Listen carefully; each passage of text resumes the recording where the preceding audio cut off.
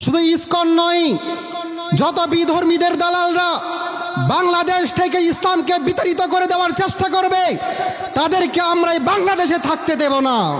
হিন্দুরা হিন্দুদের পূজা করবে, খ্রিস্টানরা খ্রিস্টানদের পূজা করবে, ইহুদিরা ইহুদিদের তাদের ধর্মীয় কাজ করবে, আমরা বাধা দেব না, বরঞ্চ তাদের পূজালয় আমরা পাহারা দেব, তাদের কোনো ক্ষতি করব না।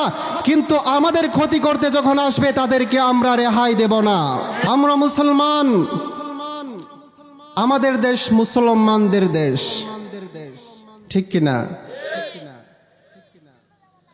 শুধু আমাদের এই দেশ নয়,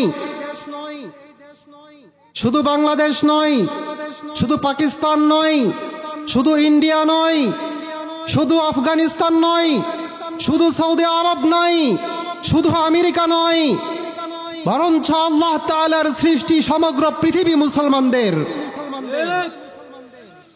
কি কথা বুঝেন নাই? তো ঠিক বলতেও কি ভয় পান? আমাদের এই দেশে কিছু মানুষ আছে যারা আমাদেরকে শান্তিতে থাকতে দিচ্ছে না, ঠিক কিনা? একটু ঠিকঠাক কইয়েন।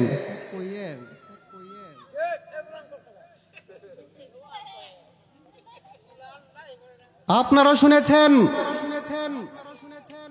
এই বাংলার জমিনে দিনে 5 বেলা আজান হয়, কোটি কোটি মানুষ 5 ওয়াক্ত নামাজের পাশাপাশি তাহাজ্জুদের নামাজ পড়েন।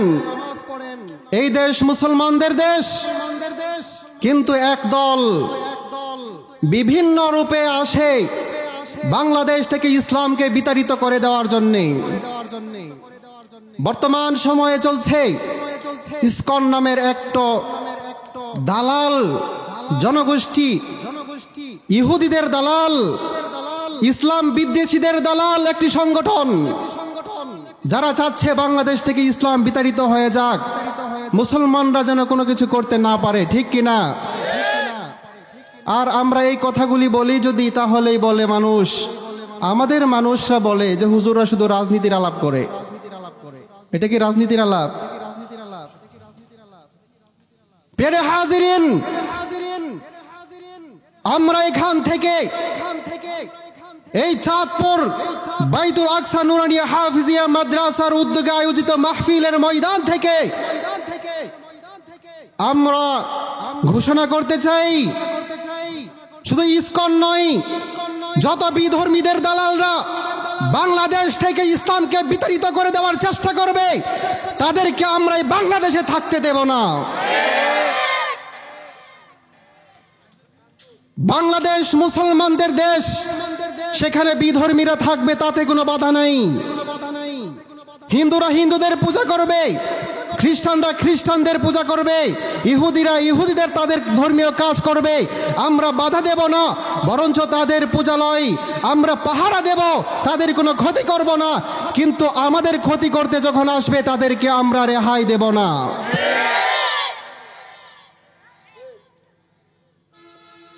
সম্মানিত উপস্থিতি, আমি আপনাদের সকলের পক্ষ থেকে বর্তমান অন্তর্বর্তীকালীন সরকারকে আবেদন করতে চাই, আমরা মুসলমান, আপনিও মুসলমান,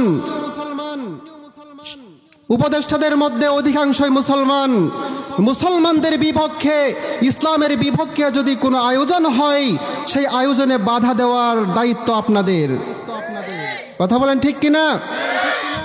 প্রিয় হাজিরিন, আমার বলা উদ্দেশ্য, মূল আলোচনায় চলে যাচ্ছি। আমার বোঝানো উদ্দেশ্য, আল্লাহ রাব্বুল আলামিন আমাদেরকে মুসলমান হিসেবে সৃষ্টি করেছেন, এতে তো সবাই সন্তুষ্ট আছি তো? এজন্যেই যখন আমরা মুসলমান হয়েছি, আল্লাহ তাআলা মুসলমান হিসেবে কবুল করেছেন, আমরা দিনে কয়েকবার পড়ি রাদিতু বিল্লাহি রাব্বাও ওয়া বিল ইসলামি দীনাও ওয়া বি মুহাম্মাদিন সাল্লাল্লাহু আলাইহি ওয়াসাল্লাম নাবিয়্যা ওয়া রাসূলা। অর্থ হচ্ছে, আমি আল্লাহকে আমার প্রতিপালক, আমার রব হিসেবে মেনে নিলাম, ইসলামকে আমার ধর্ম হিসেবে মেনে নিলাম, মুহাম্মদ সাল্লাল্লাহু আলাইহি ওয়াসাল্লামকে আমার আল্লাহর রাসূল এবং নবী হিসেবে মেনে নিলাম।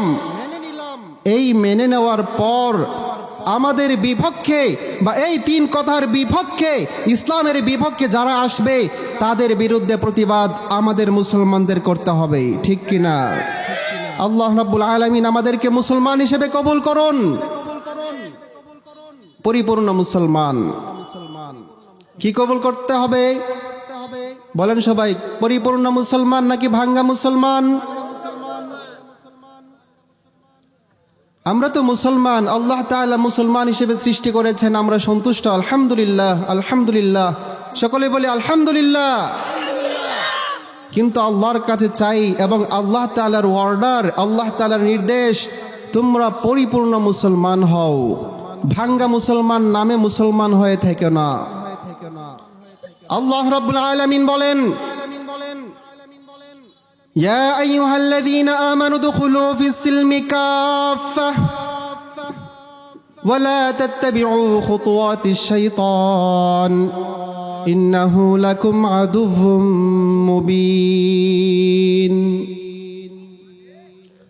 আল্লাহ তাআলা বলেন, ইয়া আইয়ুহাল্লাযীনা আমানু, হে ঈমানদারেরা, উদখুলু ফিস-সিলমি কাফাহ, তোমরা ইসলামে পরিপূর্ণভাবে প্রবেশ করো। ওয়ালা তাত্তাবিউ খুতুওয়াতিশ-শাইতান, তোমরা শয়তানের পদাঙ্ক অনুসরণ করো না। ইন্নাহু লাকুম আদুউম মুবিন, নিশ্চয়ই শয়তান তোমাদের প্রকাশ্য শত্রু।